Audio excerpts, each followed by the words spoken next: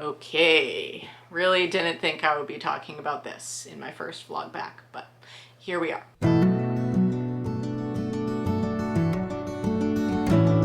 Greetings loved ones, and welcome back to my channel, and welcome to my first vlog back since having a baby. I gave birth to our daughter on May 23rd, 2024. It's now August 6th when I'm filming this, and 2 weeks ago to the day, we lost our pig Ducky, hence the title of this video, hence the merch that I'm wearing, which is memorial merch for our pigs Ducky and Peach, who unfortunately both died this year to cancer, which I still can't believe I'm saying out loud. But I want to tell Ducky's story and memorialize her in the same way that I did for Peach. A couple months ago, I made a video telling all of the details of kind of her decline, but half of the profits from the merch are going to Odd Men Inn Animal Refuge in Tennessee. I'm going to talk about the animal rescue, the merch design, and the reason why I'm doing this later, but first, let's talk about Ducky, okay? So, Peach passed away on April 2nd, and after that, I even said in the video that I filmed about Peach, I was like, I don't know, we may get another animal for Ducky, we may get her a boar. I don't really think that we could get goats for her because they're different species. I don't really know if that would work out, and we considered getting her piglets, but they wouldn't be her piglets, so we were like, I just don't know what's best for her. And so we decided to just keep an eye on her after Peach passed and see what she was telling us that she needed. And also we were going to have a newborn coming in May, so we didn't know what our life would look like and if we wanted to adopt more farm animals at that point, what would be best for us and the farm animals that we adopted, not just what's best for Ducky, because we would need to give a lot of time for adjustment for Ducky, but also for the new animals and being out there and watching the interactions and the connections, or if they're not connecting or whatever. There was just a lot of factors. So through April and May, because Ducky was doing so well, and I'm not just like rose tinting that or sugarcoating that, like Ducky was seriously thriving as a solo pig, we were like, maybe we don't need to get her a companion. Maybe she just wants to be a solo pig, living her best life. And I still can't believe she's gone because she was doing so great.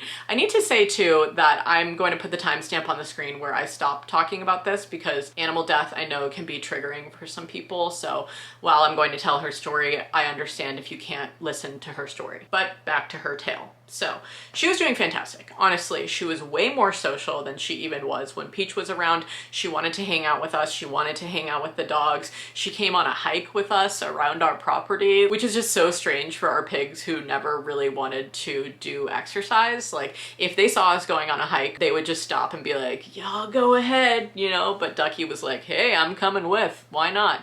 And it was just so sweet to watch her do that and just like get closer to the dogs and just basking in all of her belly scratches and getting to eat all of the feed alone and not have to fight Peach, because Peach was very dominant. So I'm sure that part of Ducky was like, wow, this is easy living, I got a bunch of snacks. But also, I'm not trying to say that she didn't mourn her sister, because she did. And we were really trying to be like all eyes on Ducky with her depression watch, basically just noticing signs of, is she really upset? Is she spending more time sleeping? Is she not coming out of the house? These types of things where she's not getting enjoyment out of life. But she was, and she was doing all of those activities like I was telling you. And once it got warmer out in the spring and early summer, she started to wallow under our front porch. So we started calling her the bridge troll. And whenever we had people coming to visit, whether it was my midwives or my mom or people coming to meet our new baby, she would pop out under the front porch and greet them or scratch herself against their bodies or their vehicles. And it was just really sweet to watch her. And she helped my mom and I postpartum food prep and eat our scraps, and she just seemed to, yeah, be doing well. So all of this happening and her not being here anymore is still so shocking to me. And I already know I'm going to get very emotional throughout this video retelling her story, because so much of this was also just like my denial and my disbelief that Ducky could be going down the same trajectory that Peach did, which makes sense. If Peach died of cancer and they share the same genetics because they were from the same litter,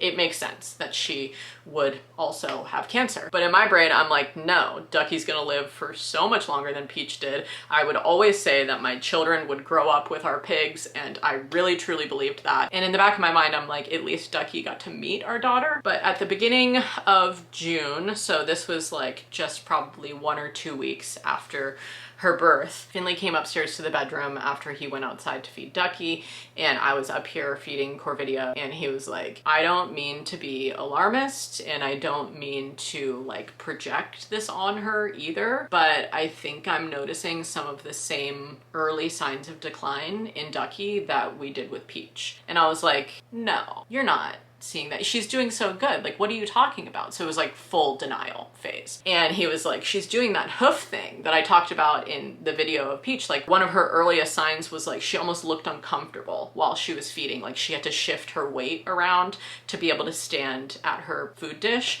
which is just very abnormal for pigs. They always want to eat and they never seem like, you know, eating is uncomfortable. So that was just really alarming for him, obviously. And another huge aspect of this was that because I just had a baby, I was recovering postpartum and I was spending a bunch of time in bed, and I wasn't carrying buckets of water to Ducky's wallow for her or feeding her twice a day. Like, Finley was doing all of that for us. So I had to be like, okay, well, I'm not seeing her as much. I have to believe him. He's seeing her twice a day and spending so much more time watching her. And so I was like, okay, well, let's just keep an eye on her, see if it's just a bad day, and then we'll decide from there if we want to call the vet. And again, this was another aspect of Ducky's decline, was that she would have like such a bad day, and then the next day she would be up grazing or eating out of my hand, like eating watermelon while I sat in the grass with the baby and like chucked rinds to her. She would just be hanging out, or when I had the baby in the carrier, I would walk laps around the yard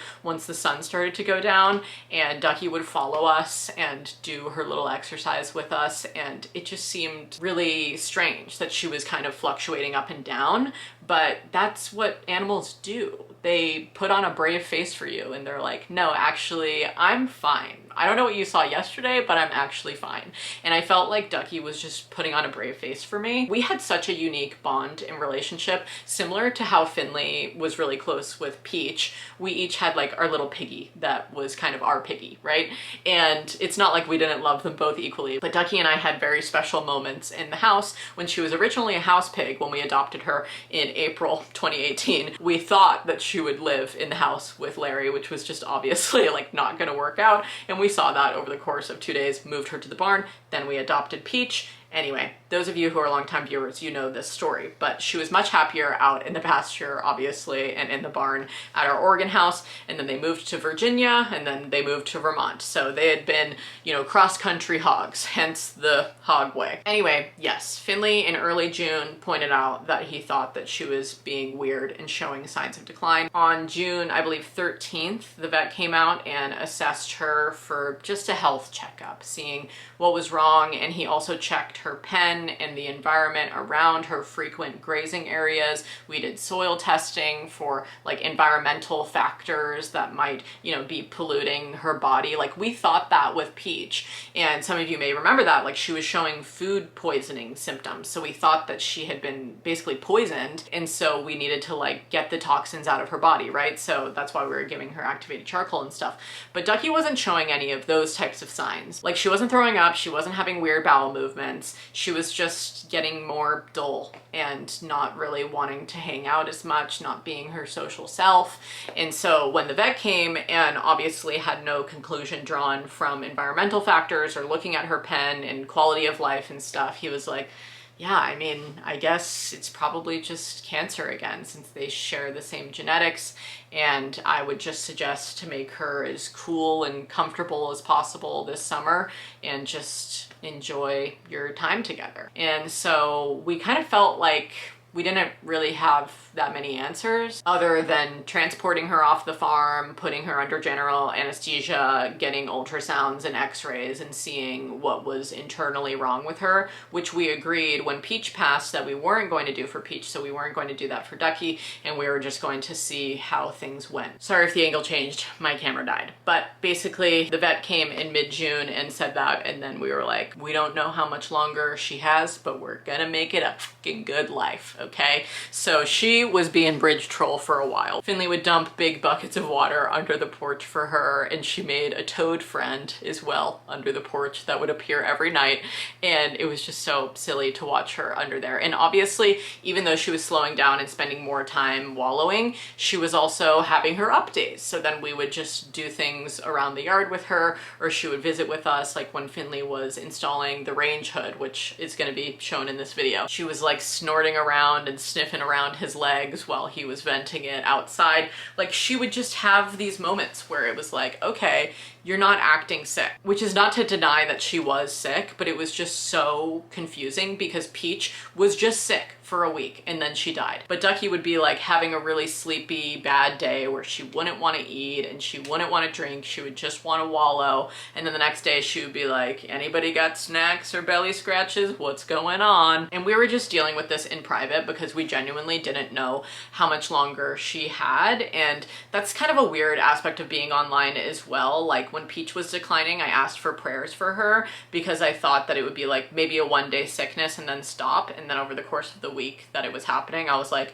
oh, it's not stopping. But because of Ducky, it wasn't like pray for this one thing to go away. It was just like, okay, if she's living with cancer, I don't know how to pray that away. And so we were just kind of telling our loved ones who would come visit her, we would be like, yeah, she's being a little strange. So just, you know, give her all the loving because it could possibly be the last time that they were hanging out with her. Throughout the rest of June and throughout the rest of July, she was doing the off and on good and bad days. And probably like 5 or 6 days before she passed away, we had some friends over and they came down to the pig pen where she was sleeping, and it was like mid-afternoon, like she should have been awake, you know, and she was just sitting in her pig house, sitting on her butt, but like alert and looking at us. And normally she would come up to the fence, come out of the pen, or already have gone up to the front porch by now to wallow, but she was just sitting there being like, ugh, making her little snort noises, but it was like kind of labored, or it looked like, hey y'all, I wish I could get up, but I can't, so I'm just gonna sit here. And I think that was when it really sunk in for me, because I was in denial for so long that like she could be taken, because it was like so off and on for like what, a month and a half. And so just seeing her like that, I was like, oh no. And so that was on a Thursday. And then the next day, on Friday, things just started to get much worse. Finley came into our bedroom in the morning and was like, I'm pretty sure Ducky's gonna die, like in the next few days. And I was like, again, what do you mean? What are her symptoms? What's happening? Because with Peach, it was like hyperventilation, vomiting and diarrhea, like these things where you could see it, you know? In Ducky, it was more like you could feel it. You could just feel that she was like not okay and kind of just like trying to keep going. And Finley was like, I just know, like I just know that she's not gonna make it. She was still eating and drinking water at this point too, which was so strange because Peach at the end, like we were syringe feeding her a smoothie to keep her alive and keep nutrients in her body, but Ducky was still eating. And I went out and like read her a book. We have this book for Corvidia called On the Farm, and I read her that, and I put a little flower behind her ear as I was reading to her, and she was just resting in the hay watching me in her pen. But what was so strange was that when I went out to visit her, I was eating an apple and I was feeding her some of the apple and she was eating it, but she was eating it so slow. It was like her jaw was working and she was like, I should want to eat this. But she was just kind of like almost tearing it into pieces, which is just very abnormal. Again, for a pig, they would just devour it. And I was hand feeding her, which I would never do, but because she was so weak, I could hand feed her because her bite was so soft. So that was something to note as well. I think it was on that Friday that I posted on my Patreon because I was like, okay, I genuinely need to tell somebody online about this other than just dealing with it in private. And so I put up a post on there just explaining what was was up with her and what we had been noticing. And then the next day I went outside and I was feeding her a banana, and she did the same thing, and it was a little bit like easier to mush, I guess, in her mouth rather than like crunching an apple. And so she was like mushing that around and looking like she was swallowing it, but I don't think she was actually swallowing it. Anyway, that was just really interesting to see because she so clearly wanted to eat the food that I was bringing her, but she also like physically couldn't. And so the weakness was just so clear. But we were giving her soaked feed as well at this point so that she would be guaranteed to be getting water in her system. If she got up to the food bowl, she would get both. And she wouldn't finish like all of the food, but she would have most of it throughout her days. Like we would go and check on her very frequently, and there would always be a little bit more gone. So yeah, Friday and Saturday she was having some food, and then on Sunday things really took a turn, and I think that's when I stopped sharing updates on her to my Patreon because I was just like, oh my god, this has gotten so bleak. Ducky's end was like so much more drawn out and so much more painful to watch, which is exactly what we were trying to avoid, because we were trying to keep in mind, oh, all of these symptoms with Peach, right? Like I was literally watching videos back of Peach in her final days, so I had the clear representation of like hyperventilating and labored breathing and stuff. And that Sunday, Ducky started really labored breathing. Like she would breathe like this. She would inhale and be like, and then hold it and be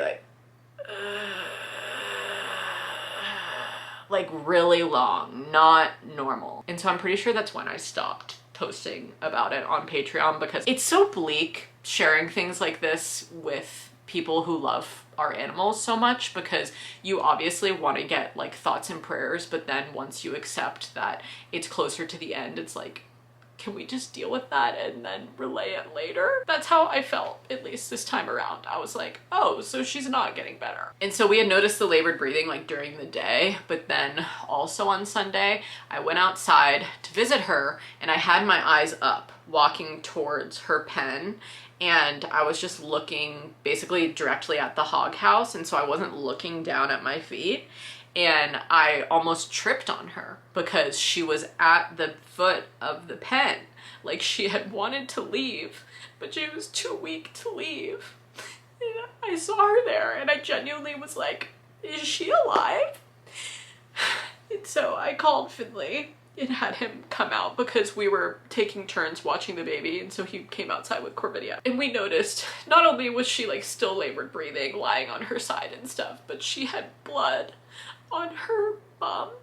I don't know how much I can share from this point, honestly. It was just so hard to watch. It basically was just like we were getting signs that like her reproductive organs or like her lower half had like shut off basically. And we knew from the evidence around her pen that she wasn't having bowel movements anymore, even though she was eating and drinking. It was like there was a blockage or something like that, or like some tumor or mass in her. This is just me theorizing, right?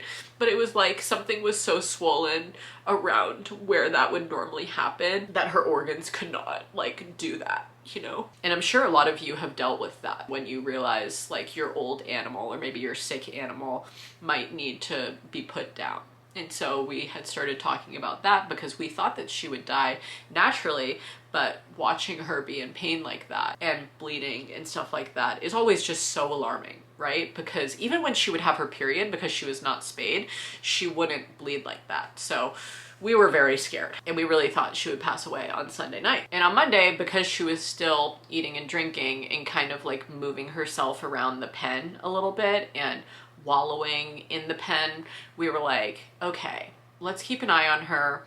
If she doesn't pass away tonight, we're gonna have to call the vet. And that decision was insane to make. Just like, I have a lot of struggle with playing God in a natural life like that. Like me coming in and being like, you need to be put down. But I'm sure those of you who have had to put down animals, you know that feeling of being like, okay, it is my responsibility as a pet owner to realize when my animal is suffering so much that I need to make that call that I really don't want to make. Tuesday rolled around, she was still alive, but it had gotten so much worse to the point where we were like, we need to make this call. Because like I said earlier with watching the like videos back of Peach, she had started hyperventilating like Peach had. And so we knew that it was time. She also was like lying on her side, the opposite side of the pen than where Peach passed away. So Peach passed away in the pen on, like, if you're looking at the pen, on the left-hand side, and on Ducky's final day, she was lying on the right-hand side, which was just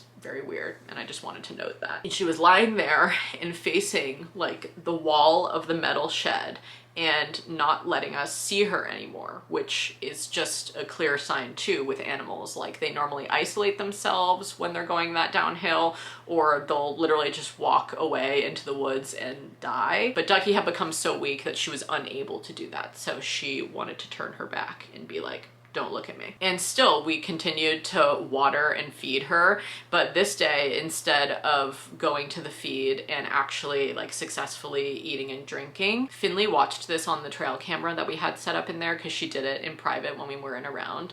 And I'm glad that I didn't see this visual, but he told me that she used her back legs to like stand up, but she couldn't get up and she fell over into her bowl of feed. And so then I made the worst phone call I have ever made in my entire life. It was so sterile and horrible. It was like already one of those experiences where you don't want to have to be in that position, and I was already crying, like trying to motivate myself to make this phone call. So I called the vet, and it rang and rang and rang to the point where I was like, okay, they're not going to pick up. And then it rang so long that when the receptionist picked up, the fax machine also picked up. So it was like, hello, but then also at the same time it was like, yow, like this weird mechanical noise that was horrendous and terrible to listen to. So I was like, hi, I'm calling about my pig.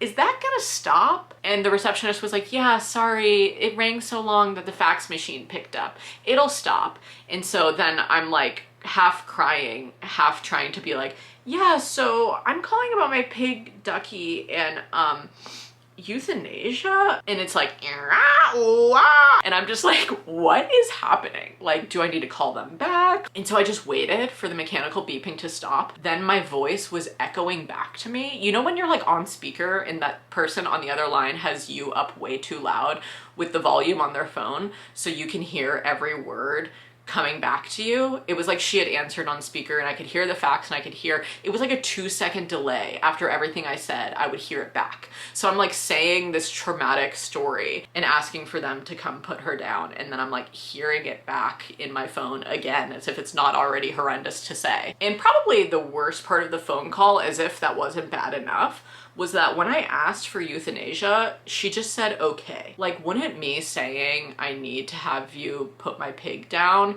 warrant some kind of a question like, oh, why? So because she didn't ask, I was like, yeah, and that's because you guys came out to see her on what, June 13th? And I was asking her genuinely, like, it was the 13th, right? Like, me with baby brain. And we also didn't have the paper copy of our receipt from the vet visit. And so I was asking her and she was like, yeah, did we? And I was like, I don't know. Can you check your records? Because I would have thought that they would have a record of the visit. And I kid you not, it was like 2 minutes of silence of her being like, huh, I'm looking. Yeah, sorry. I don't know. Did he not record it? Oof. I'm looking. And I was just like, it should have been the 13th. That's what my memory is telling me. And she was like, oh, I'm seeing it now. I'm seeing it here. And in my head, I'm like, is she just lying? Like, I am so confused about that whole section of the phone call. Like, did he really come and then not make a record of the appointment? Because if so, that is so horrible and neglectful. It makes me even more frustrated than I already was at this vet, but it's the only mobile vet that we have around in this area. When Peach was passing away, I literally called like the Board of Veterinary Association, or I don't know exactly what it's called, but like the entire list of vets that would be available, mobile vets, to see our pigs around here, and there's one option. But they were clear, and I said this in the video with Peach, that they only see swine that are raised for slaughter. They had never seen a pig that was as old as 6, which is really not that old. And so there was a lot of things where I was like, I wish that this wasn't the vet situation that we had, but this is really our only option. And then that horrible sterile phone call was so much worse.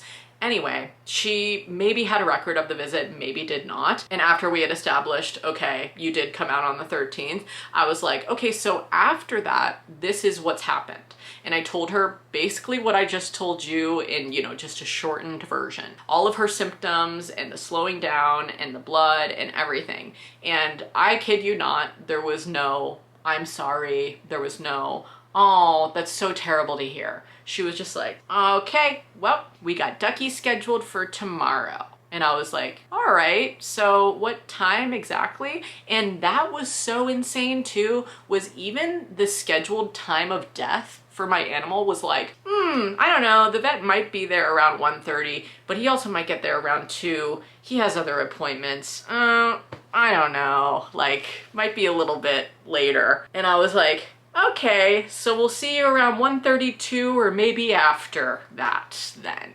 And when I hung up the phone, I was just sobbing, and Finley came in and I was like, that was the worst phone call I've ever had to make in my entire life. And at that point we had this whole conversation about how beautiful Peach's passing naturally was because she was just in Finley's arms, and how we really wanted that for Ducky, and we didn't want these people who we didn't necessarily trust that much, although they are professionals. It was just clear that they normally saw slaughter pigs, not pet pigs, and maybe just being a farm vet, they have to put down cattle and swine all the time, and it's just another day on the job. But for us, it was a horrible call to make, and so we were talking about, like, we just really hope that Ducky passes naturally so that we don't have to reach this point of having to euthanize her. So then after Finley and I talked, I texted one of our friends who used to work as a vet tech and no longer does, but he also this year had to put down both of his dogs. And I texted him and I basically was like, how do you make your heart catch up with your head in a situation like this? Do you guys understand what I'm saying? Like, you know in your head that logically this animal is not going to make it. They don't have a good quality of life anymore. They seem to be in so much pain and it's horrible to watch. But how do you make your heart know that you're making the right decision to, like, end someone's life? And so I texted him that, and it was literally in, like, the middle of a Tuesday afternoon, and I was like, sorry if you're at work, LOL, like, just let me know.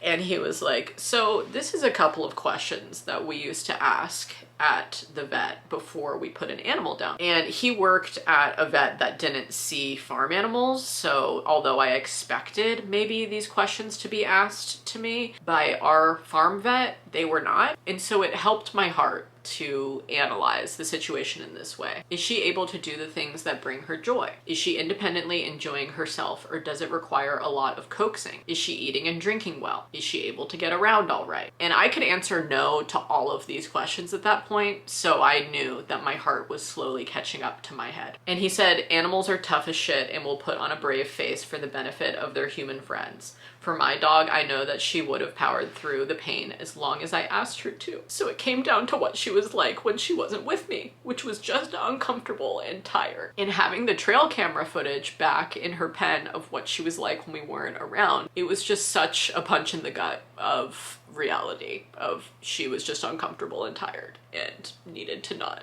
be going through that anymore. Oh, it was the hardest decision I think I've ever had to make in my life, was making that phone call. And that was like the late afternoon, early evening of Tuesday. And then when the sun started to set, probably around like 8 or 9-ish, I went outside and I said goodbye to her again. But this time I knew that it was the last goodbye. We have these little flowers on our front porch, so I picked a flower from the planter where she would normally be, a little bridge troll under there.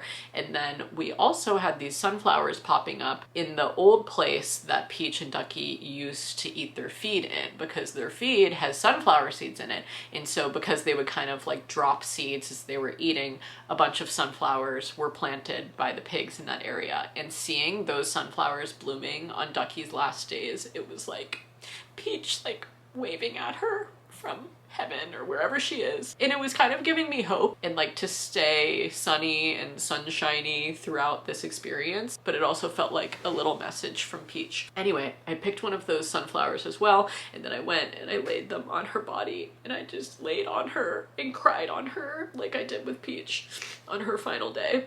And I just told her about all of the amazing memories that we had with her, like when she was little and she lived in the house with us, and how happy she was to move out to the barn and going on a big road trip adventure with Peach and Finley to move to Virginia, and all of her mud holes, and how she was a little itchy bitchy, we used to call her, because she was so itchy all the time.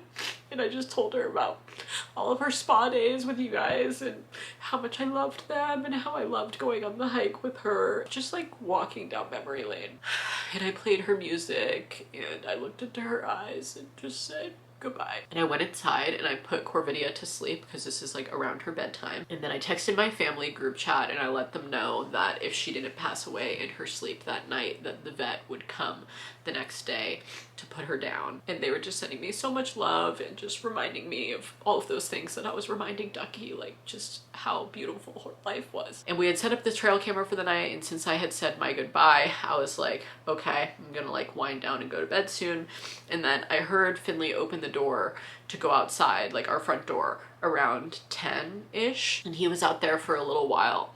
And then he came back inside to me and he told me it had gotten even worse. I don't know how much of this I can even share, because it's like, how much worse can it get than hyperventilating, right? But that's why I say that like Ducky's final time was just so much. I think I'll think about it for the rest of my life, honestly, because when he came in, he was like, she's going now, and it's not pretty, you know, and I don't think you should go and see her. And like Ducky being my little girl, I was like, I think I have to go see her now.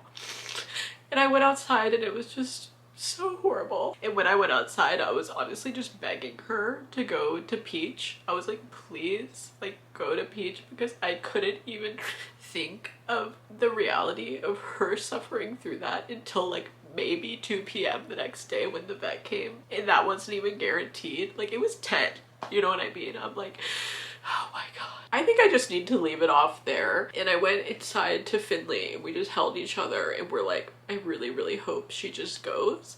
And I had said my final goodbye, I thought, earlier, and then I went and saw her even worse off, and I was like, please go be with her, because Corvidia had woken up. Like, she never did that. She would normally sleep from like 9 until her dream feed, but she woke up and it was like 10:15 or something, and she was like wide awake when Ducky was going through this, which I just found very interesting as well. And I was like, okay, I have to be here with the baby, like please go be with Ducky. And Finley went outside and she passed away when he was outside with her. And there are just so many factors of just like this insane amount of grief, and like, should we have made the call earlier so that she wouldn't have had to experience that and we wouldn't have had to experience that. But my mom was just really sweet in assuring me, like the days after she passed, that like, if we allow people and animals to go the way that nature intends them to go, it's brutal. It's not always like the peace of euthanasia and drifting off into an eternal slumber, you know what I mean? Like, nature is hardcore, and I guess that's just farm life. Having to see that. Anyway, I need to take a minute to collect myself. That is the story of Ducky. Although I miss her so much, I'm just so happy that she's not suffering anymore and that she is in her eternal resting place with Peach, because it was a painful few days. And like I said, I think I will always hurt when I think about Ducky. Even though I can tell myself about all of these happy memories and stuff, it's just so painful to remember the end. This whole situation, if it taught me one thing, it is to raise awareness for the fact that you should spay your animals or neuter your animals, even if they have no risk of reproducing under your care. Because we didn't find out about the 75% higher risk of reproductive cancer in pigs if they're unspayed until our pigs were 5 years old. And at that point, when I asked the vet, like, okay, what if we did it now? He was like, well, then there's complications with their size, their age, transporting them off the farm, all of the same things where it was like, okay, we're not going to get them ultrasounds and x-rays. But then also complications with the actual spay procedure at 5 years old would be a lot harder because of their age and size. And then what if they went in for the surgery and then they found a tumor or mass that was already existing? Then they would have to remove that. Anyway, to save you all of the scientific details, it would just be a lot of factors that you would just be like, please have this all work out. So when we found that out, like January-ish 2023, we were like, okay, I hope that they just are all right then and are in that 25% of pigs that maybe don't have reproductive cancer or some other form of cancer. But it's pretty clear just of their signs that they were taken because of some kind of a tumor or mass inside of them and just like kind of growing and expanding and their organs shutting down. So that is all of the insane detail of Ducky's passing. But now I want to say that this merch, because pigs, as you've heard, are notoriously hard to vet, but they have complications and they need veterinary care, I am donating half of the profits from this merch run to Odd Man in Animal Refuge. They're a Tennessee farm and they have a ton of pigs on their farm, and they also, I've been a patron of theirs for a while, so they have a Patreon that you can support if you want to do that as well. You can join for like as little as $1 a month. They put out educational content about not only like hoof care and, you know, pig communication, but also they talk about how notoriously hard pigs are to vet. And so they take all of their animals to a university for their veterinary care because it's guaranteed to be the care that they deserve to receive. So I am happy to support them financially in any way, and I'm so glad that I get to lift up their platform and encourage you guys to support them as well. Please check them out, linked below. I also have all of the merch to show you. So this is the design. It says, "I'm on the hog way to heaven" with Ducky and Peach. So this is Ducky, she's the blonder one, and then this is Peach, she's the more peachy colored one. She was a redhead like her mommy. And then it says Lady Hog Biker Club, established 2018, which was the year that they were born. And I'm wearing an XL if you want to see this fit, my slumpy fit today. This is how it fits on me. I'm 5'3", and this is the Comfort Colors tee. So this time around I have more variety of colors in my merch than I normally do, and then we also have a wide variety of different products like hoodies. The hoodies come in, I believe, 3 different colors, and then we have regular t-shirts as well. These are the premium tees, these are the Comfort Colors tees, so they just come in different color varieties. But I wanted to make it so they could fit with anybody's style, right? Not just like hot pink, but also blue. This one's really cool. I love the blue one, honestly. It's like a blue jean kind of distressed look almost. So the color I'm wearing is actually called Peachy, I believe, but then this color is a little bit, it looks more peachy, and this is the terracotta color, which I love. And this isn't even all of the colors, okay, the samples that I have. This one is the heather mauve color, which is kind of a more like deep pink. And then we have long sleeve tees as well. You got those options too. And then there's Comfort Colors ones of the long sleeves. So we have this kind of like burgundy crimson moment as well. I think I'm gonna give Finley this one, and all of these other ones I'm gonna give to friends and family. And then this is one of my faves too. It almost reminds me of tie-dye, but it's a Color Blast tee, so it kind of looks like someone threw paint on it. But we have 3 different colors of these as well for sale. So there's a bunch of different colors. There's also yellow, gold, like various different ones. So definitely go and check them out, linked below. The design has a little bit of a backstory, which I'm going to tell you briefly because it's kind of long. But when I used to stream on Twitch, I was talking about the pigs. This was like like early 2023, and I was saying how we called the pigs our lady hogs, and then I was like, oh, that's kind of funny, like sounds like a bike gang, the lady hogs. One of my viewers of that live stream went to my Discord page and she uploaded this design as like a mock-up of what we were talking about. Her name's Caitlin. Shout out to Caitlin for, you know, bringing this design to life. I sent that mock-up to my graphic design friend, Nick Sheridan. Love him. He tattoos now as well, so I'll put his ad on the screen, and if you live in New Orleans, you should definitely go get a tattoo of his because he's so talented. But he does graphic design work for me. So I sent him the mock-up and I was like, can you bring this to life and have it say, I'm on the hog way to hell, like the AC/DC song, because the pigs were still alive at that point. So saying that they were on the hog way to hell was kind of like a funny joke. But then when they passed, I was like, oh God, no, it has to say heaven, because you know already that those pigs are going to heaven, honey. They lived an amazing life. But he bulked out the design for me and made it just what it is now. So it was a team effort with Caitlin and with Nick and with me. We all collaborated to bring it to what it is, and everybody got compensated for their lovely work. Because I had made these last year, I was sitting on the design for a while, and then like in light of the pigs passing, I had changed the design to say heaven, and then now I'm releasing them as a fundraising effort to raise awareness for the risk of cancer in unspayed piggies, but also just as a reminder to fix all of your pets, just to elongate their lives. So that is my very long story today. This is just a whole other thing, but I just have to say, because I know I'm gonna get questions about this, I cannot even think right now about adopting more farm animals, and I already rehomed all of the pigs' gear and stuff like that, all of our farm gear, to a neighboring farm, and I just like deep cleaned everything and gifted it to somebody who will actually use it, because it was just making me really sad to see all of their stuff in the yard.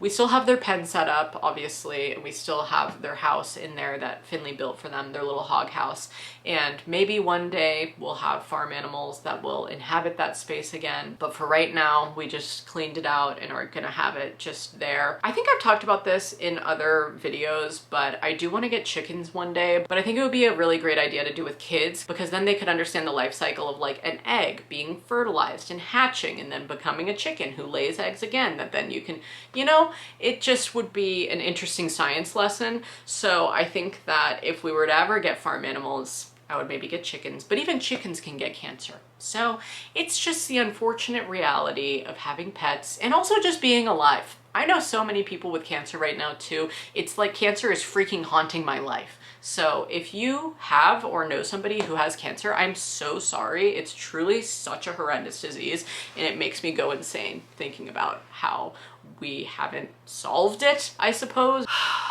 Anyway, I'm getting on a tangent now, but thank you for listening to me. Thank you if you go and get this merch and support Odd Man Inn and just have the pigs live on forever on their hog way to heaven. They truly lived such an amazing and full life, and I need to remember that, and I need to remember all of the beautiful memories that we shared together in vlogs and spa day videos and all of these things. Maybe tonight I'll go back and watch some of those and just experience their joy. But it is a little bit painful, you know, when you lose an animal, to go back and see pictures and videos of them. But they're memorialized on this merch for forever and on our property looking over our family for forever. And I love that Ducky stayed alive just to meet our daughter, and Peach transferred me her strength so that I could give birth. That's how I feel in a spiritual sense. And I need to get off this vlog, because if I talk about this, I could talk about it for probably 2 more hours. Anyway, I love you. Hug and kiss your pets for me. Hello folks, I wanted to do a little post-shower get ready with me, even though I'm not gonna be putting on makeup or anything like that. I just wanna show you like my current fave products and stuff while I kind of chat about our newborn nest. Well, I guess she's no longer a newborn, but she is an infant, and because I haven't vlogged since I had a baby, although I have gotten up 2 or 3 videos since having her, I haven't really like updated you on what life looked like, I guess, apart from like short form content and stuff along the way. Anyway, that is the topic at hand today. And also I've been loving this detangler, and I actually use this to brush out my hair before I get in the shower, which has been best for taming the knots. So if you have long hair that gets a little bit tangly, I highly suggest the Inner Sense leave-in conditioner. So I'll spray that in, brush my hair before I get in the shower. Also in the shower, shower, I brush my hair with a wet brush, and then when I come out, I just put it in this and I keep it like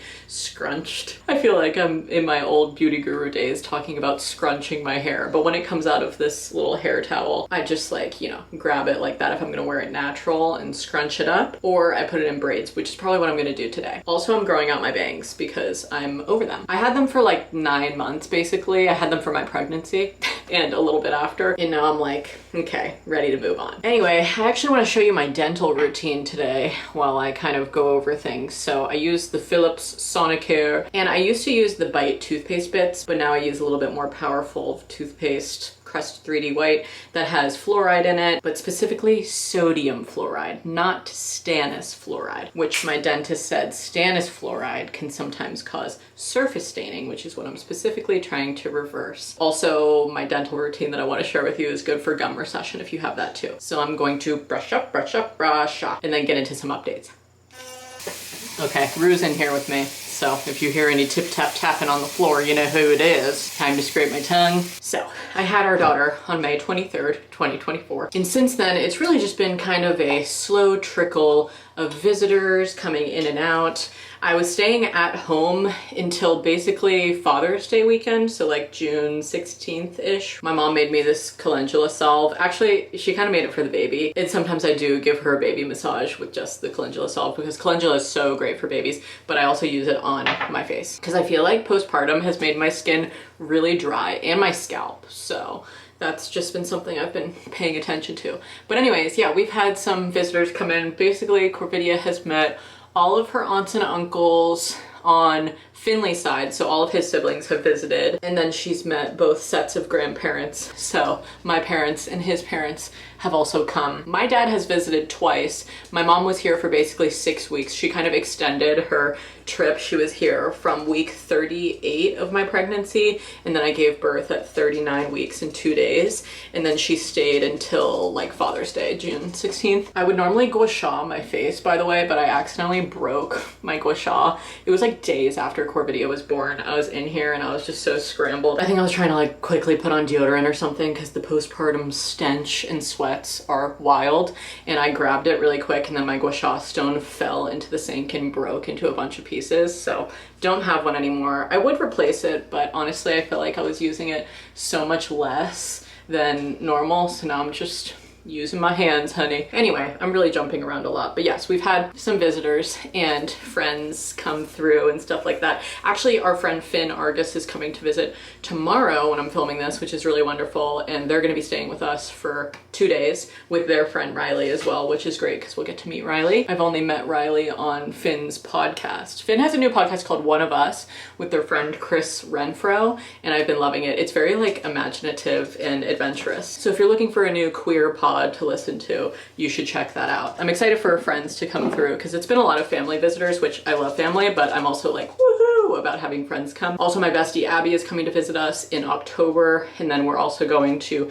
Maine with my family for Hughes giving in September. So we have some things on the agenda for other people to meet Corvidia, specifically my siblings who have not gotten to meet her yet just because of flights and prices and the cost of life. Lindsay lives in Idaho, my brother lives in Wyoming. Neither of them can get direct flights to Hartford, Connecticut, which is the closest airport to us. It's like 10 or 15 minutes closer to actually drive down to Connecticut and fly out of there than it is to fly into the Rutland, Vermont airport. Anyway, I feel like I'm jumping around a lot and I'm like, why am I telling you this? Oh, just because it's really expensive to fly out here. They're already flying out here for our main trip in September, so they're just gonna meet Corvidia then, and I'm very excited for Lindsay and Colin to meet her, get some content with Auntie Lucinda and Uncle Colleen. It'll be so great just to have everybody all together again. And this time on the East Coast, because normally we do Hughes giving on the West Coast because we used to live out there. Finley and I lived in California and Oregon, for those of you who maybe are new followers. Anyway, yes, we just had visitors trickling in and out for a while. In the first, like,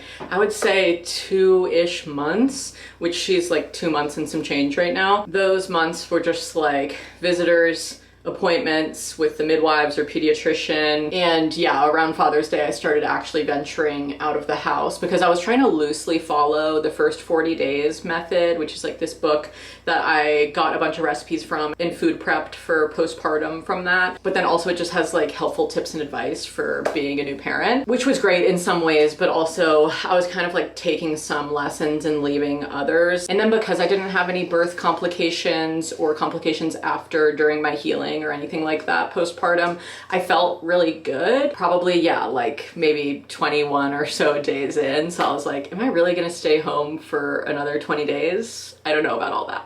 Because at the end of my first 40 days after Corvidia's birth would have been July 2nd. And so mid-June, I was like, I think I need to get out there because June is such a beautiful time in Vermont. I mean, debatably, it's like even better than fall. If you're not a fall lover, then definitely visit Vermont in June because you can do so many things. It's just gorgeous weather. It's like the perfect temperature. It's just, wonderful. So I felt like I was kind of missing out on that, like our first June here because we moved in basically in like August of last year. I forgot I was doing my dental routine. I'm gonna fill this and then it's time for my water picking. I use a water pick instead of floss on the highest level.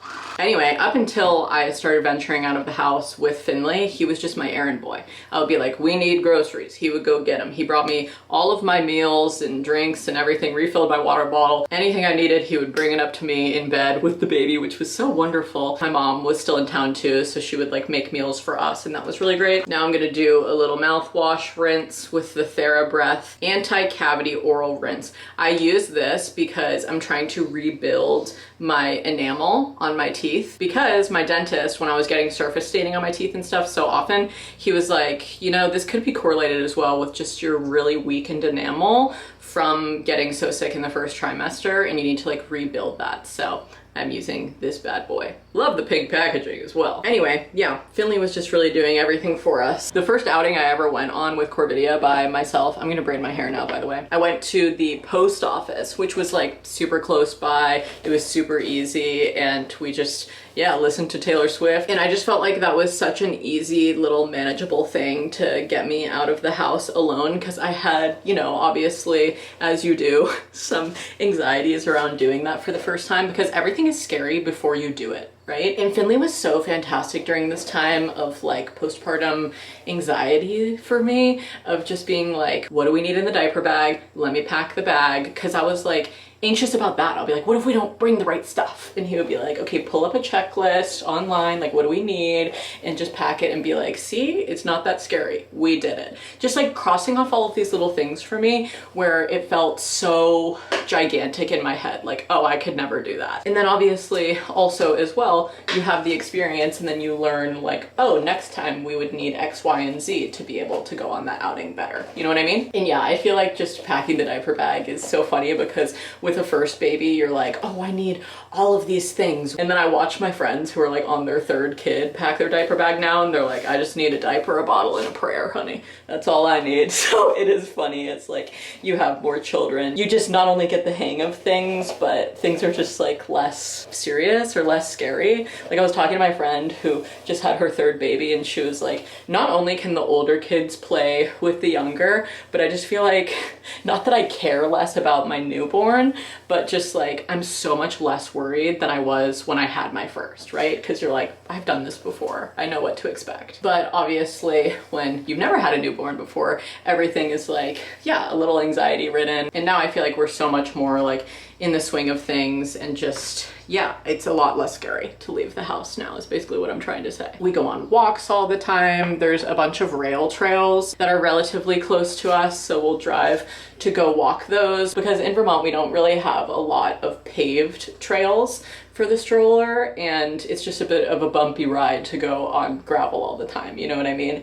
So I love a paved rail trail. A rail trail, for those of you who don't know or don't live in the US, it's just like an old railroad that's like decommissioned and then they rip up all the old railroad ties and then put down a trail system. So that's a lot of fun. We love just going on walks as a family and with the dogs and everything like that. And also I just have gained a lot of confidence through running errands with her and it's always so cute too whenever I go out with with her because some old lady or some stranger will always like chat me up about how their babies are grown now and to just, you know, appreciate this stage and all that kind of stuff, which is just like special moments to connect with people I wouldn't have normally connected with. You know, when you're just like a person walking around alone, not all the time do you strike up conversation about, I don't know, how much you should cherish life and your loved ones. And now with a baby, I feel like I'm just having those conversations so much more. I guess really what I want to say too is like, although it was easy for me to leave the house at first, what, like 21 or so days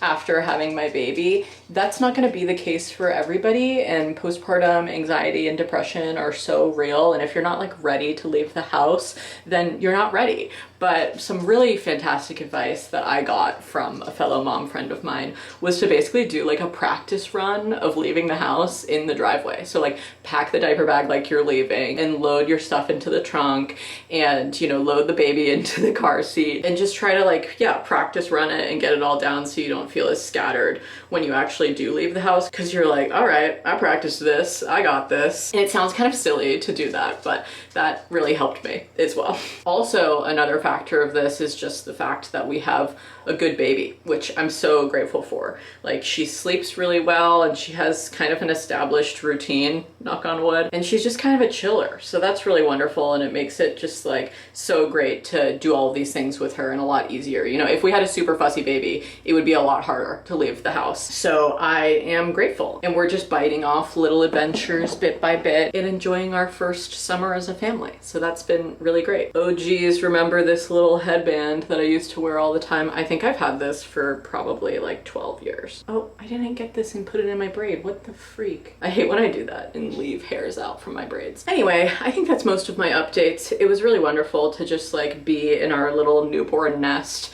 that we had been preparing for so long before she was born and just reap the benefits of what we sowed, if that makes sense. Like preparing that space and then getting to enjoy the bedroom with her and just like cuddle with Finley and the dogs and just learn her little cues and how to be parents. So that was all really wonderful. And then Finley slowly got back to just like renovating and doing stuff on the house and doing little projects, which I'll show in this vlog, because he filmed those even while I was like upstairs napping with the baby or feeding her or watching a show and cuddling or whatever. He installed our range hood. So here's my Gorgina range hood. There's the underside, very Gorgina. Oh, here's some fans I just set up. Look at that. And they match too. That one over there.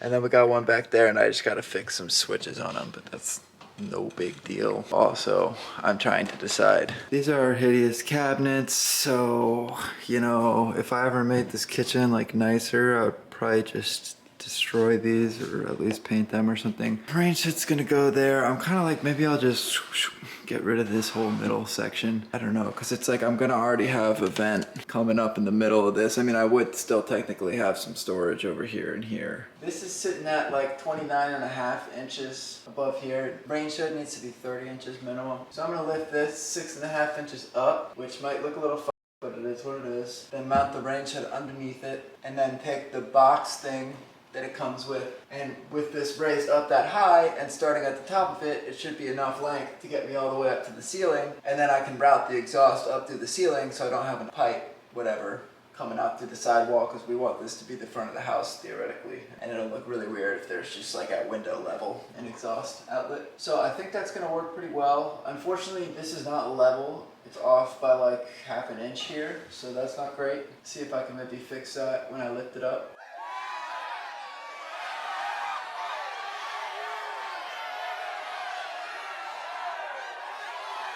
I already checked to see if it's alive, and it's not, by the way, spoiler alert. I'm hoping this is the end of the circuit, and it is. Wow, small blessings. So I have to hardwire the range hood in. If this was like in the middle of a circuit between two plugs, I would have had to like do a junction box with another wire coming out to hardwire, and it just would have been more complicated. But with this, I can just pop this wire out wherever I need it and wire it together, so it shouldn't be too hard. A lot of boring math later. So I'm realizing that the wire in the wall probably isn't long enough to get pulled to where I need it, and I don't know how to get this box out without jacking up the wall anyways, so I think I'll just use this as a little junction box, extend this wire, pop it through the other side, then drill a hole up and pull it through there. I think that's probably the easiest way to move forward. I just cut away some of this wall here to make my life a whole lot easier. I don't even know if this would be possible without having done it, so I'm glad I did it when I did. Drilled this hole. I think this is where I'm gonna need the wire to come out. Now I'm pretty set to go, I think.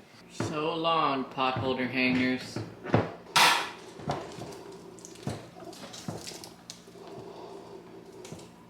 Yeah, I like what I see. God, I can't wait. It's gonna be so much better. The fumes just getting sucked out instead of going all the way up to our bedroom.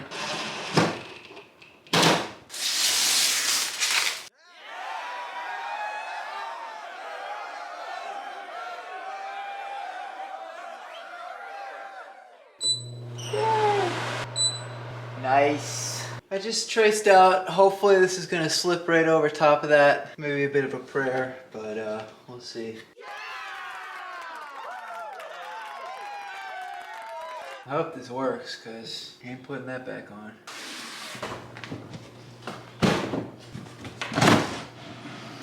So now I can trace around here, make a cutout for this thing. Okay, and now we'll have this cabinet space. I could go through the ceiling, but thinking about it more, I think I'm actually gonna vent still horizontal, just up right under the eave of the roof. Okay, that works.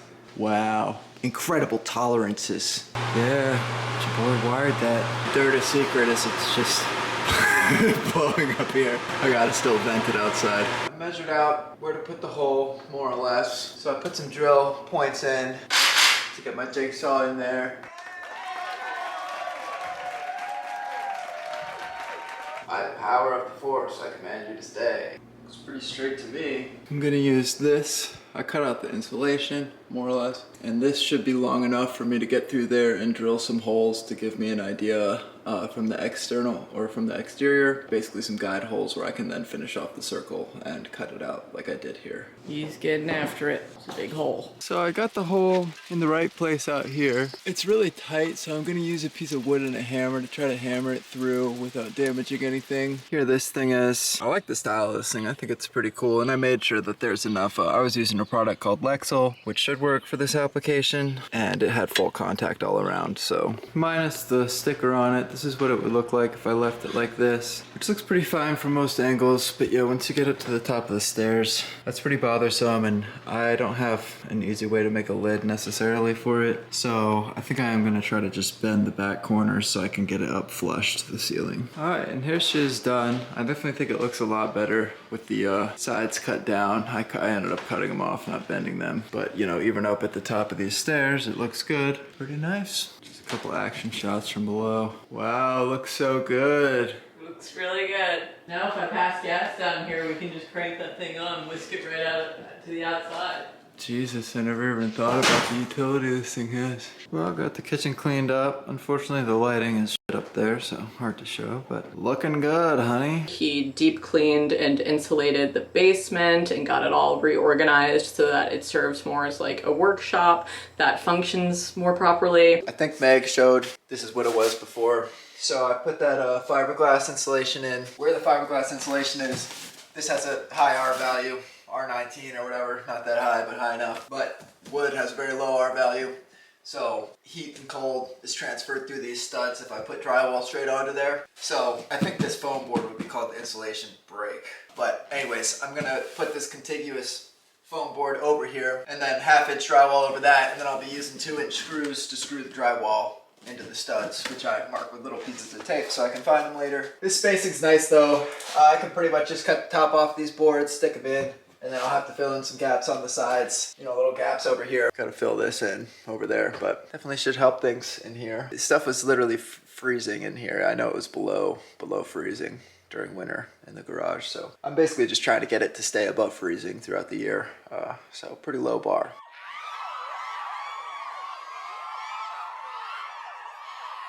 Looking good, honey. The reason this is purple, unlike the last stuff I was using, is this is a mold and whatever resistant, what you would use in a bathroom or a basement or something like that, where moisture is more of an issue. Basically, you just want to make sure there's a solid lift off the ground for the drywall, because any sort of contact where it'll wick, you know, if water got in here, wick it up. It really messes with drywall. So I got a solid 1/2 inch lip there. I probably could have done even more. I got studs right here. So I'm just gonna cut it short, you know, cut the rough end right here and leave it here. So I have a nice, is it called butt joints when it's the easy one? Anyways, the nice factory joints. And then I'll have a little extra to do that I'll use cutoffs for. I just wanted to be conscious of that before I got started to make sure I actually, you know, got the drywall securely up. But the 2-inch screws through the insulation is working fine, and yeah, everything's going pretty well.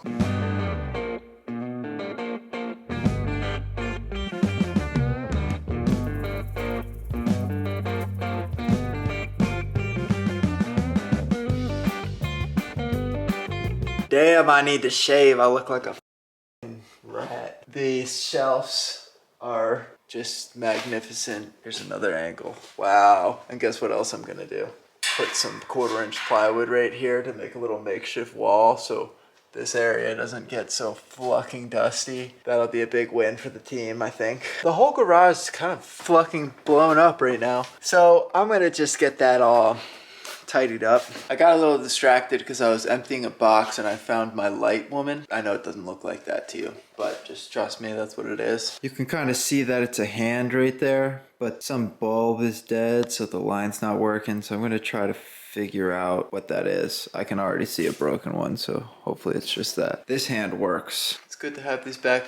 I fixed it just by finding all the dead bulbs and I pulled them from here, so this little part is dead, but that's okay. I ordered more bulbs, so I just have to do some more wiring and maybe I'll put it upstairs or something. It's pretty cool. It actually looks phenomenal in here. I mean, shoot, that's just well organized. Those lights aren't gonna stay there permanently. I'm gonna put 1/4 inch plywood there, make a little wall. This whole shelf is just, I went through the last of my boxes that I didn't really address at any point since moving here. So found a mini skateboard. That was cool. So much nicer in here. And one thing I'll say is I could skate in here pretty easily if I just move those tables and the lights. Like there's a decent amount of room in here. My buddy Tim made me this shirt, by the way. Shout out to him.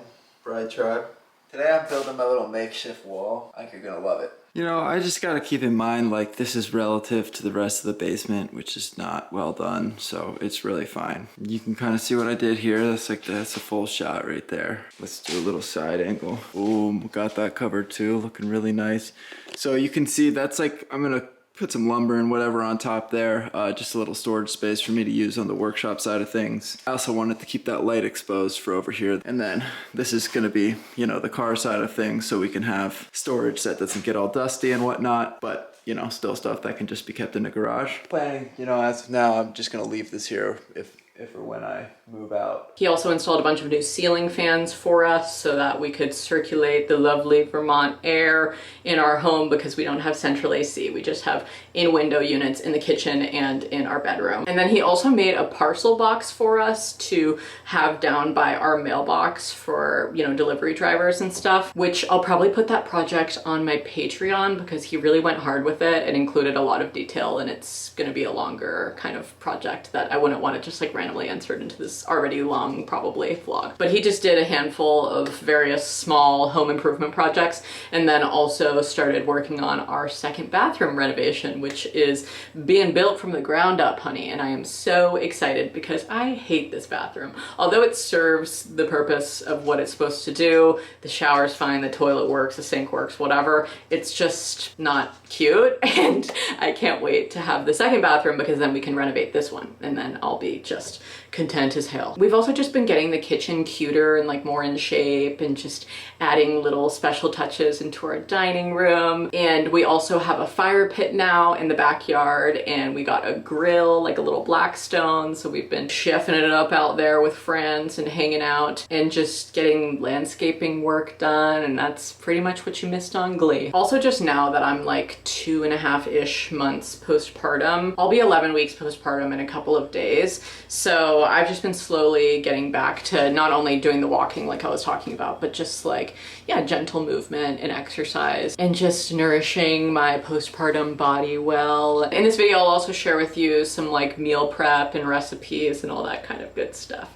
But I definitely have been trying to focus more on just my health. And speaking of focusing on my health, y'all already know I'm staying on my supplement game. So today I wanted to chat with you guys about one of my favorite supplement companies and longtime sponsor of my channel, Terry Naturally. Throughout Throughout my pregnancy and into postpartum, I've been taking their Omega supplement, and I love it as a source of omega-3s. That being said, since everyone reacts to pregnancy and postpartum differently, you should always check with your healthcare practitioner before taking any supplement. Omega really works for me though because it's the only omega-3 supplement on the market that's bound to phospholipids for better absorption. It's sourced from North Atlantic salmon, a premium source of DHA/EPA that's great for the heart and brain, but it's not an oil, so you don't get those fish burps. I've always taken the capsules, but they also come in tablets, and I love that the serving size is just one daily. Honestly, I just love this company for many reasons, but one of the biggest is their very high standard for labeling, shipping, and storage. All their supplements go through rigorous testing to ensure that what you pay for is safe and reliable. I highly recommend checking out all of their products linked below if you need some new supplements in your life.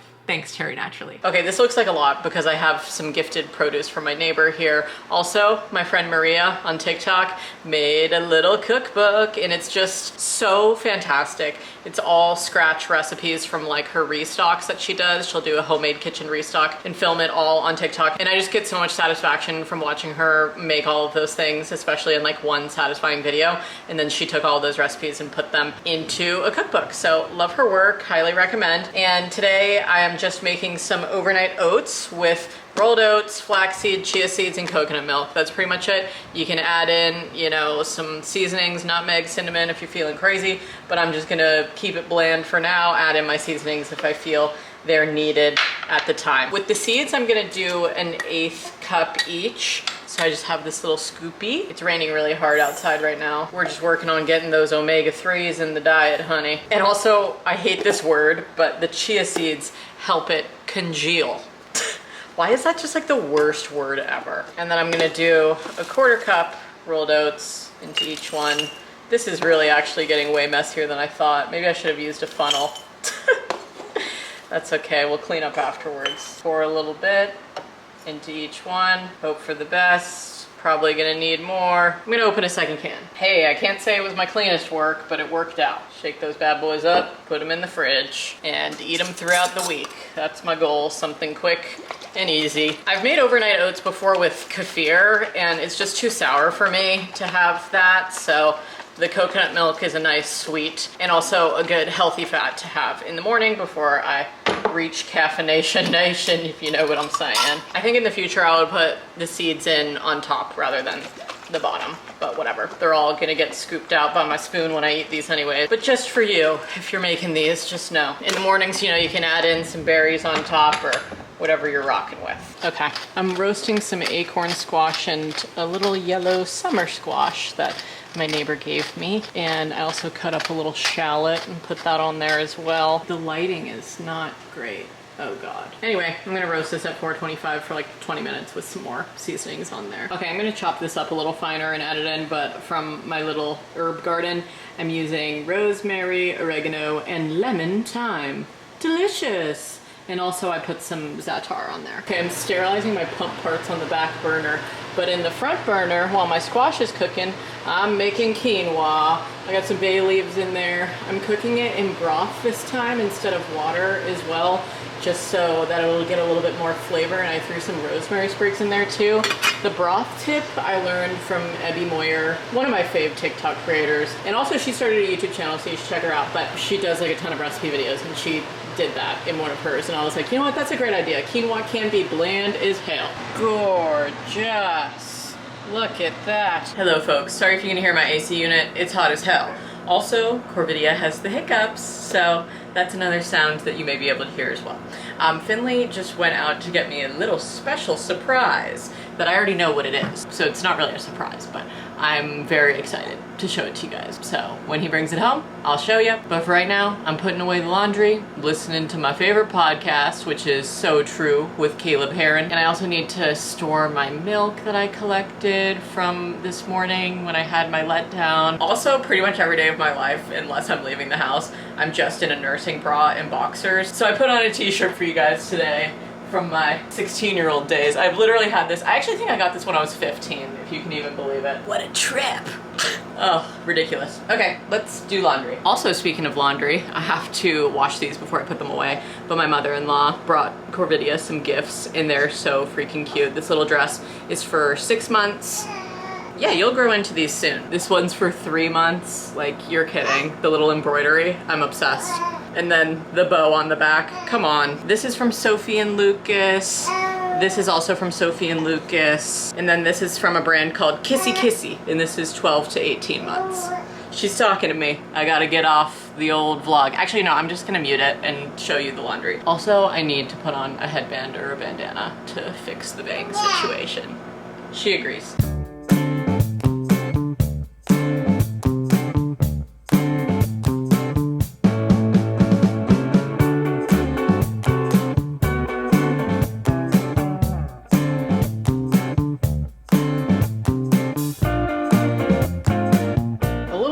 On the Corvidia dresser drawer since my nesting video. This is all of her 0 to 3 months and newborn stuff, but there was so much of it that it also kind of started spilling out here and then into the first row here as well. And then this is 3 to 6 months, and then this is 6 months. I just feel like I'm running out of space, and I tried to do the space saving with the little roll-ups. Anyway, Lindsay, if you're watching this, please send me some organizational tips, because honestly it's just getting a little bit deranged, and I'm excited to transition to the 3-month stuff for her, because you know she is like 2 months and some change right now, so we're still rocking with all these clothes. But I'm kind of like, all right, well, we got some cute stuff in here that I'm excited to visit. Anyway, there's really just not a lot of room. And then this isn't even all of it, because all of her sleep sacks are on my nursing cart. I keep them all right here. Well, some are in the laundry right now, but from Kate and Lane, we love their knot gowns. So this one's called Finley's Fawn, and it has mushrooms and little deer on it. We have an olive leaf one, a sunflower one, and then this is like a footed onesie. And I'm obsessed with all their stuff. It's so freaking soft, but do not put it in the dryer. Even though it says you can put it in the dryer, don't put it in the dryer, because it just gets a little bit pilly and weird. But I love them. My mom introduced me to them, and they're so easy. Like, you can just knot them at the bottom or leave them open and just, you know, hike them up, diaper change in the middle of the night. Perfect, easy peasy. Don't need anything else for the nighttime right now. Okay, update. I know we're slowly reaching the end of using these clothes, but I just re-rolled and organized these, so I'm feeling better about that. I was feeling a little scattered about all the clothes before, but now I can at least see them all. Oh, my surprise that's not a surprise is here, Rue. Let's go see it. Come on, Rue, keep going. She always does this. Hi, new fan. That's not what I'm talking about. This was probably really hard to get in the door. Oh my God. He's putting it together for me. But we've gotten a husky table to go in this area here to replace that. We just had like this old little 2-person table serving here in this area as like a kitchen island. But this husky tool bench, it's gonna be our new kitchen island. So it's like a nice, beautiful butcher block on top. Not really designed to be a butcher block, but I'm gonna use it as that. And then it has an unbelievable amount of drawers. And one thing about our kitchen is that we don't really have that much storage. I mean, I know it seems like a lot of storage, but really the problem with the storage is that we only have 1 drawer. So that is what I'm looking forward to with this bad boy. Having more drawer space. You can even put like pots and pans in these bottom drawers. This is an incredibly long drawer as well. And then on the back over here is a freaking power strip. So you can plug this bad boy in. Probably we would have to do it with like an extension cord, because if we put it here, then I don't know where we would do that. But I'm not gonna use the power cord all the time, but I could put like my KitchenAid mixer up here, you know, food processor, whatever. But then this pops out, and then you can put kitchen island chairs underneath it. And then it's just like, oh my God, it's gonna be the best of both worlds. It's also like a really good height, even though I'm 5'3", like chopping away. That's what I'm doing with my hand. If you couldn't tell, like, what's wrong with her hand, I'm just pretending to chop. So I think that this is gonna be really great for us.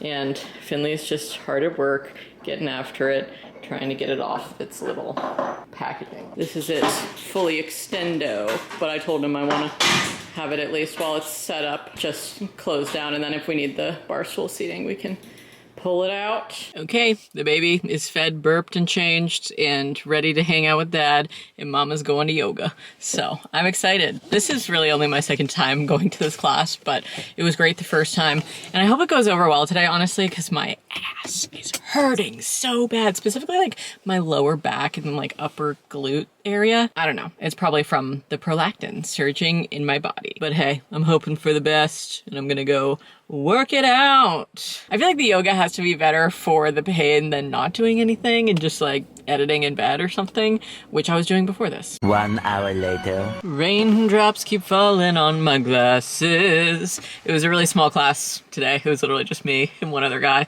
because it was very stormy out. You know, every time there's bad weather, nobody ever comes to a exercise class. It was very funny. When I used to go to the gym all the time when we lived in Virginia, I would do like 6 classes a week. It was insane, but I loved it. I loved my gym. One Life in Gainesville, miss you all the time. Miss my Zumba ladies, you know, but I did yoga there too. Anytime it was bad weather out, you could almost guarantee it was gonna be like half the capacity in the class, or maybe even less, because people are just like, I think I'll just sleep instead. Anyway, it was great, and my theory was right. Yoga really helped my hips and my back, and I'm feeling better. And the guy who was in the class with me, she asked us at the beginning of the practice like what we would want to work on or anything that's tight or bothering us, and both of us set our hips, so it was just very like hip opening practice, which was fantastic for me. Just slowly waking everything up, strengthening, and getting back to it. And in my return to more gentle exercise, I'm really just focusing on strength. I am not focusing on weight loss. I am so weak from pregnancy. I was walking and, you know, lifting weights and trying to stay reasonably active, but at the same time, it's just really your body producing hormones that make you weak. Like weaken your joints, weaken your tendons, make everything nice and relaxed in your body, so your hips are opening for labor and stuff like that. So it's not like I was building much muscle during that time. And so just now I'm starting to work way more on my core strength and just like my posture for breastfeeding and just like strengthening my arms so I can hold my baby for longer and better. I don't know, just more supported. And something too that has been so humbling in returning back to exercise practices is just reminding myself that I am not the way I used to be. So just really, especially in a yoga practice, when everything in me, when I want to go further, I just need to be like, no, don't go further. You can't go further right now.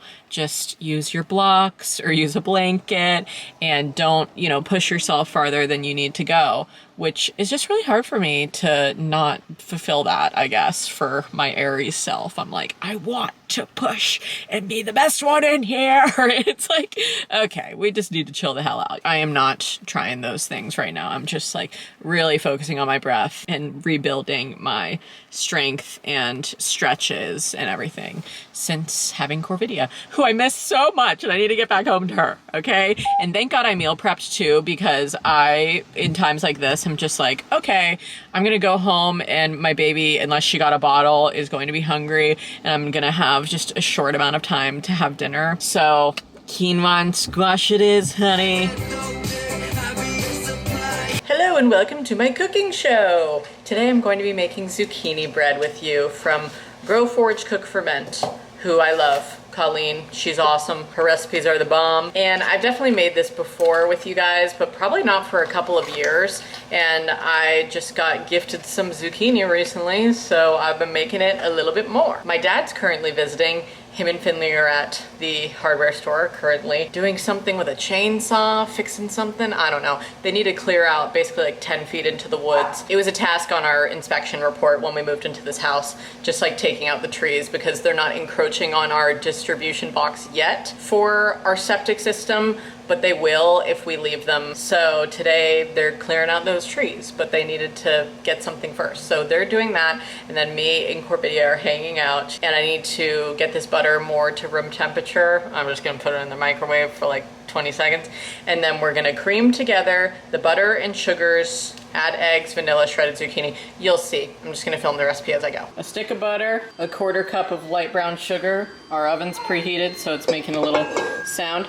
And then a half cup of regular sugar. Mix that bad boy up, cream it together. I'm just like speed round updating you. Are you ready? Yes. This is a massive scrapbooking journal for you guys. Oh my God. And it's going to be for you to give to Corvidia one day. So you can write down all your memories, her first words, you could add photos. Oh, I know Summy. you were doing that for for Finley, so I really wanted you to have, or, you know, I'm sure you're going to do your own scrapbooking, but this one, I just feel like a lot of love went into it. It's very special. It's very decorated, but there's still a lot of room for you to have, you know, creative freedom over it too. Oh my god, it is so beautiful. You killed it. It's gorgeous. Okay. I can't wait to have Let it. me walk you through it. Yes, please walk me so through it. this- My friend Summer FaceTimed me, so I got a little distracted from the recipe, but I'll just link it below. Just mixing the dry ingredients with the wet, and then I'm gonna pour it into the old pan from here. Okay, I just poured it into my little buttered loaf pan, and it's gonna bake at 350 for about an hour. Hell yeah. Chopping trees and taking names. Yep, that's my lopper right there. Just call him Sydney Lopper. I'm making limeade.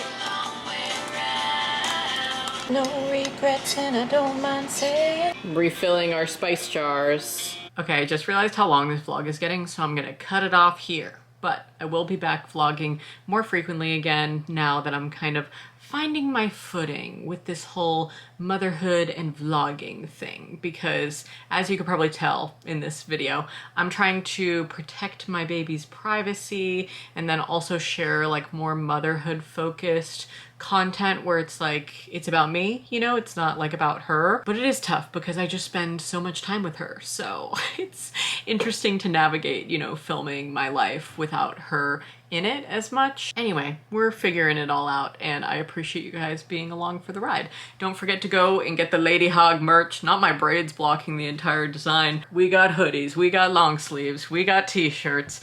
Go and check it the hell out. I also wanted to say that I'm running this campaign for the fundraiser effort for like 21 days from the time that this video goes up. So 3 weeks after this video goes live, they won't be available anymore. So get them while they're hot. Hot off the press. And I hope you enjoy your merch when you get it as much as we enjoyed making the design, because like I said, it was a team effort and I'm just jazzed that I can release the design and give it to you in this way and give back to Odd Man Inn and just raise awareness about piggy cancer and all of those things.